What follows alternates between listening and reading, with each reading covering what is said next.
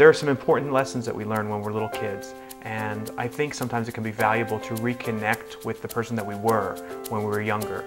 Because as we grow older, we think that the lessons that our parents taught us were hokey and strange.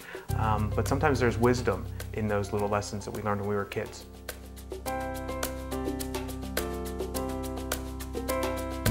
Look, I know when I was a little kid, life was easy. One of my favorite things to do on Saturday mornings was go to the movies. One of my favorite types of movies, Walt Disney films. My mom would take me to go see these Walt Disney films. One of my favorite Walt Disney films of all time was the movie Pinocchio. Do you remember Pinocchio? If you haven't seen the movie recently on the limited edition Blu-ray DVD, let me remind you how this movie works. There's a storybook at the beginning of the movie, and that storybook opens. And in that storybook, there's a window, and in that window, there's a star, and the camera starts to pull back, and the music starts to swell up, and sitting in the corner of the window is a bug, Jiminy Cricket.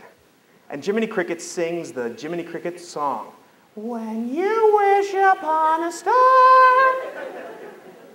Makes no difference who you are. Anything your heart desires will come to you if your heart is in your dream. That's a pretty good message for little kids. And when that movie was over, my mom would reinforce that message. She'd take me over to my bedroom window, and she'd point my face out the window, and she'd say, "Look, Bob, the wishing star. Go ahead, make a wish." I'd close my eyes. Starlight, star bright, first star I see tonight. I wish I may, I wish I might have the wish I wish tonight.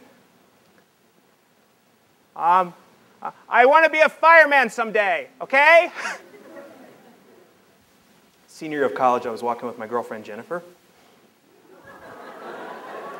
Yeah, it was senior year of college before she dumped me like a hot potato. But we were in love at the time. We were holding hands at the time, and it was a beautiful night. The stars were out, the sky was crisp and clear, and Jennifer said to me the same thing that my mother had said 15, 16 years before. Jennifer said, "Look, Bob, the wishing star. Go ahead, make a wish." And I said, "Oh yeah, right, it's probably just another hole in the ozone layer." What's up with that? What about birthdays? Remember birthdays when we were little kids? Everybody comes over. They put a birthday cake down in front of us. Everybody gathers around. They sing the happy birthday song. Happy birthday to you. Happy birthday to you. Close your eyes. Make a wish. I want a bright red fire truck and fire hat someday when I grow up to become a fireman. How many times has that birthday cake been put down in front of you in the last couple of years? And the same people gather around. They sing the same songs. They say, "Go ahead, close your eyes, make a wish." Have you said, "Can't really think of anything right now, so maybe I'll just fake my way through it this year"?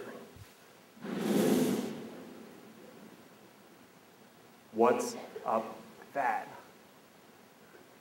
What happens to the energy, the enthusiasm, the excitement we have when we're little kids?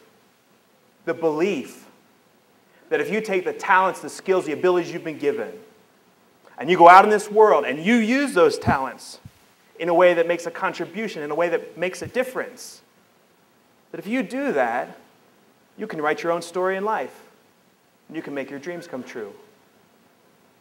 I don't know about you. For me, it had an awful lot to do with the business of change. One of the things I started to notice about myself is that as I started to change, as I started to grow, as I started to become, in the words of my parents, a more unique human being. The last thing in the world I wanted to be was unique. Because when you're unique, there's a risk involved in that. And the risk is that you could stand out. And the last thing in the world you want to do is stand out when the pressure all around you is to just fit in.